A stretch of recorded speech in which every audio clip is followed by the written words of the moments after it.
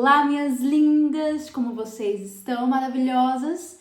Espero que muito bem. Sejam mais uma vez bem-vindas a esse canal.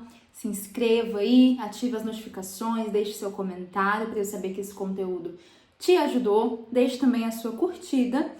E hoje meu assunto, de novo, minha conversa é com as gestantes aqui. Hoje falaremos sobre grau de maturação da placenta, tá? A maturidade da placenta, ou algumas pessoas conhecem o termo como o envelhecimento da placenta, tá bom?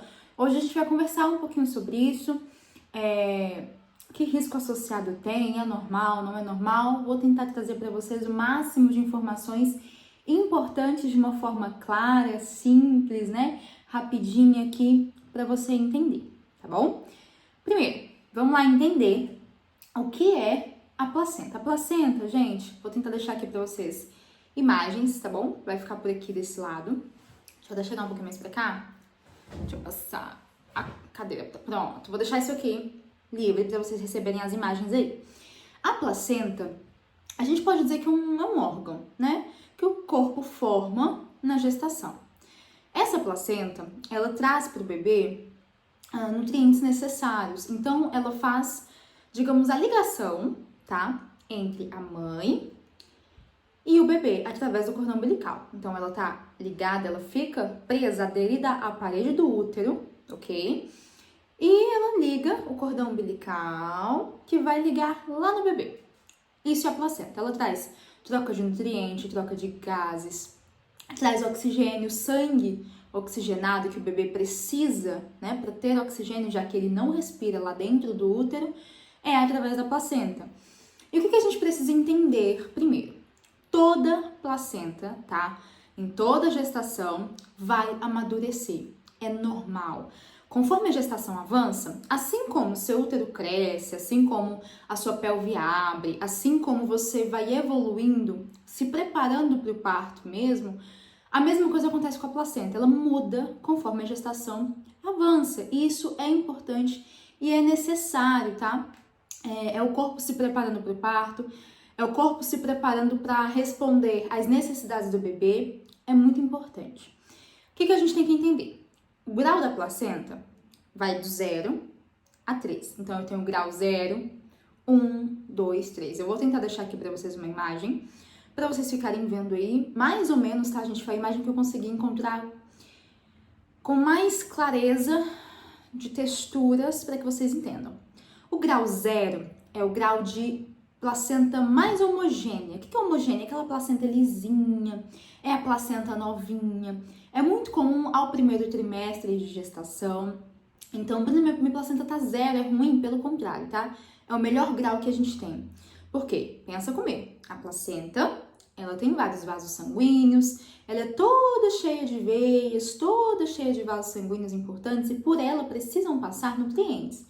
Então, se eu tô totalmente lisinha, se eu tenho uma superfície que não tem nenhum tipo de grumos, que não tem nenhum tipo de calcificação, né, que impeça isso de passar, eu consigo transmitir esses nutrientes, esse sangue oxigenado perfeitamente para o bebê. E por que ela é importante ali no primeiro trimestre? Porque é o período em que seu bebê está sendo formado mesmo. Então inclusive é quando ela se forma e é quando seu bebê começa a ser formado, principalmente ali no finalzinho do primeiro trimestre. É muito importante, tá? Depois nós temos o grau 1 da placenta, desculpa, já tô caminhando aqui para o próximo. Vai acompanhando aqui na imagem. Depois a gente tem o grau 1 da placenta. O primeiro grau da placenta já é uma placenta com uma calcificação ou outra, não tem mudança significativa, também é bastante homogênea, realmente são pontos ou outros que têm essa calcificação, não apresenta uma dificuldade significativa de enviar nutrientes ainda, é muito comum ali no segundo trimestre de gestação, tá? Só que a gente já tem uma placenta mais ondulada. Trouxe aqui para vocês a foto da placenta, mas lá no meu Instagram, você vai conseguir ver eu manuseando placentas, né? Lá no Instagram, no TikTok, enfim, eu sempre trago vídeos fazendo o carimbo de placenta, que é uma coisa linda, a gente eterniza. Eu entrego, né, para as famílias que eu atendo aqui em Brasília, emoldurado, com os dados do nascimento do bebê, peso, horário, e ainda decoro de acordo com o tema do partinho. Vai lá ver que você vai gostar. Mas é mais importante, mais que isso, vai lá para você ver que eu tô manuseando, eu sempre manuseio placentas de gestantes diferentes, né, de cada parto que eu acompanho. E vocês vão ver que são diferentes, tanto em formato, quanto em tamanho, quanto em calcificação. Tem placenta que é lisinha, tem placenta que já tem algumas ondulações.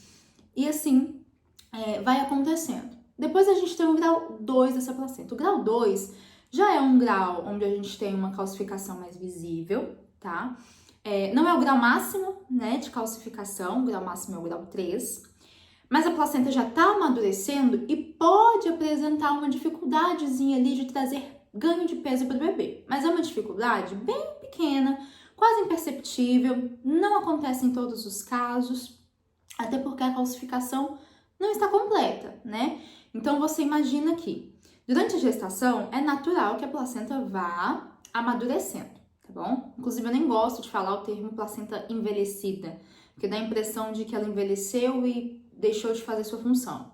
Mas ela vai amadurecendo. E o grau 2 é um grau que muitas vezes já apresenta ali uma observação maior sobre o peso do bebê, talvez o teu médico te oriente sobre isso.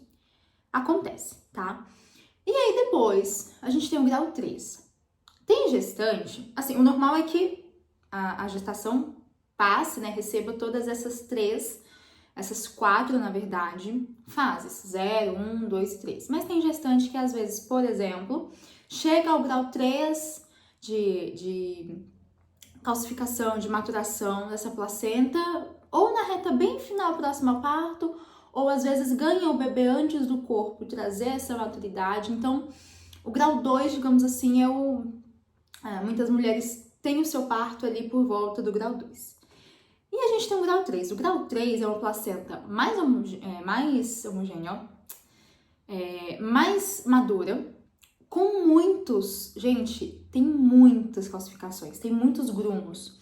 Tanto é que para fazer, por exemplo, para manusear, fazer um carimbo de placenta é difícil, porque ela não é mais maleável, a placenta é totalmente maleável. Por isso que eu tô falando pra vocês, vão lá que vocês vão ver eu mexendo com ela em vídeo, pra vocês verem como é, realmente, né? Até a proporção do tamanho, dá pra entender pegando na mão.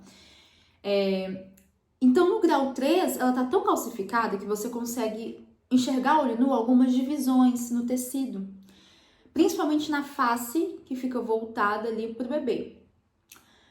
Muito importante, nesse caso, tá, uma placenta grau 3 nem sempre vai apresentar uma dificuldade de nutriente significativa, mas na grande maioria das vezes vai.